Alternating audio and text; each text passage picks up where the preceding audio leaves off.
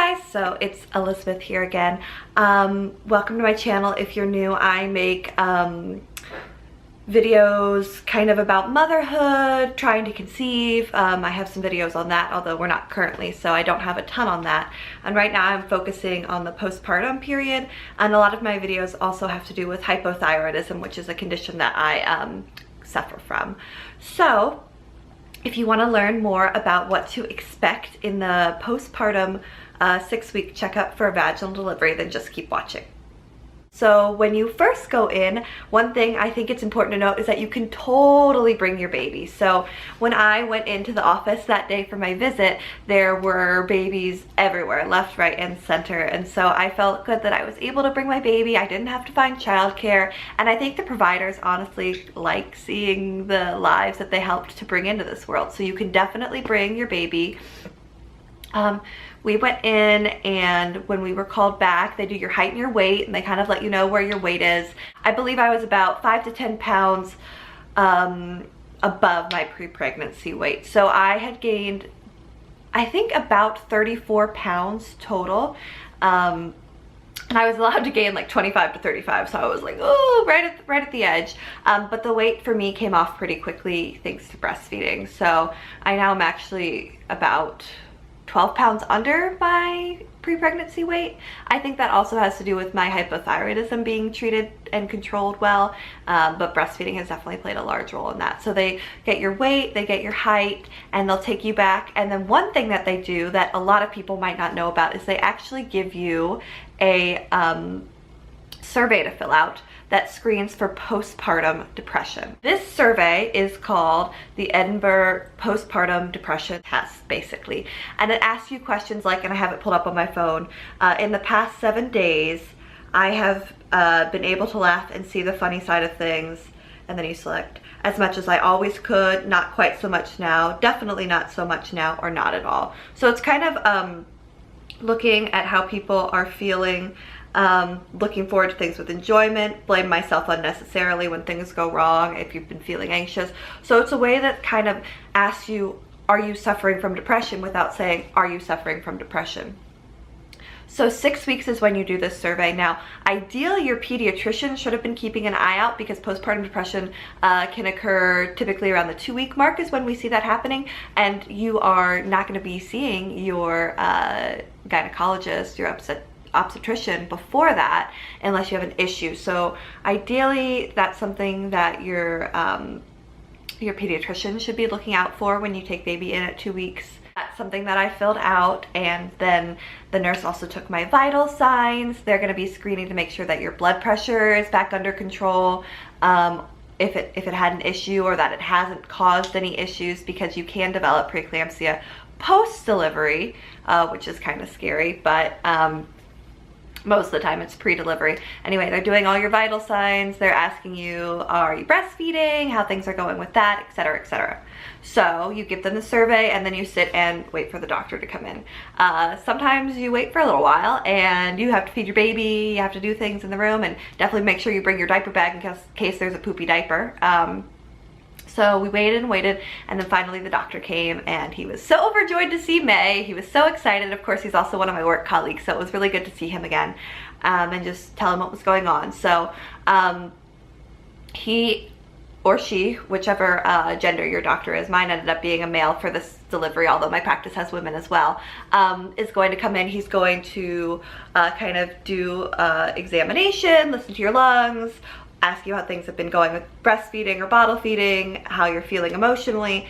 Then they're going to massage your fundus. Now, your fundus should be really, really, really low in your abdomen, but they're going to feel it externally and see how that feels. They're also going to do my favorite thing in the gynecological world, bimanual palpation, which means that he's going to go inside of your body with a gloved hand and gel and feel your uterus and cervix and everything from the inside and from the outside, and it is a wonderful experience. I'm kidding, of course. It's not very pleasant, but it's not horrible. The doctor will also look at any stitches that you have, make sure that the stitches have dissolved and gone away, and that your tear has been healing appropriately. And all of those things looked good for me. The doctor also asked me about bleeding. At 6 weeks, your bleeding definitely should be slowing down. You might still have a little bit of bright red bleeding, but it should not be heavy, heavy, heavy like it was. I believe mine had stopped, my bright red bleeding stopped about 4 weeks, and I was occasionally having some brownish discharge and some white discharge, but nothing else besides that. So then after they do all that, they give you the clean bill of health.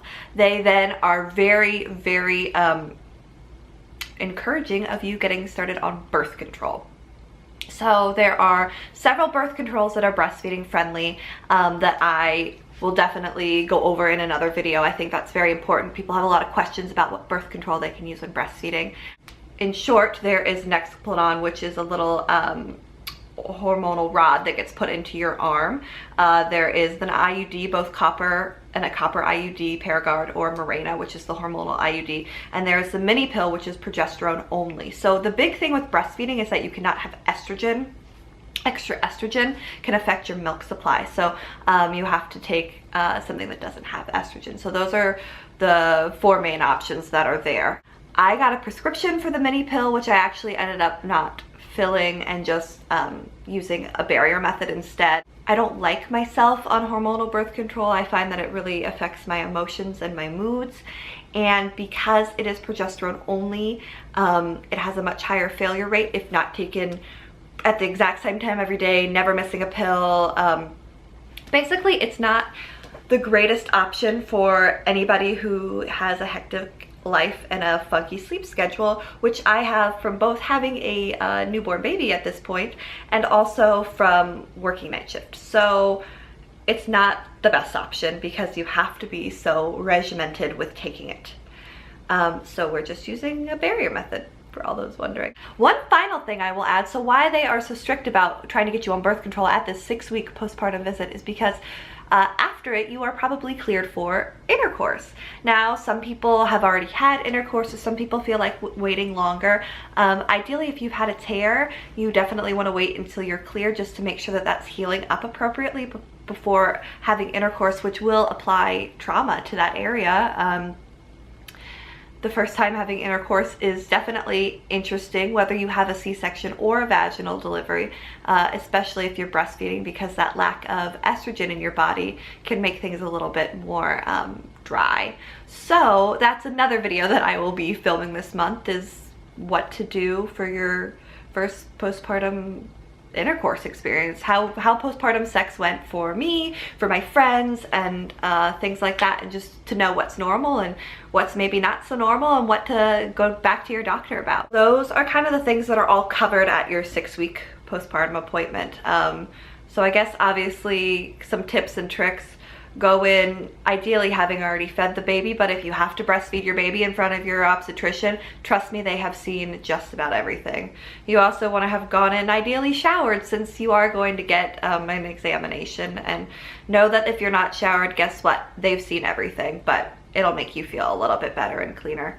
If you have any concerns about anxiety or depression, these are the people to definitely get you to talk with if you haven't talked with anybody already at your 6-week appointment. But know too, just because you have not developed postpartum depression or anxiety at 6 weeks does not mean that you will not develop it.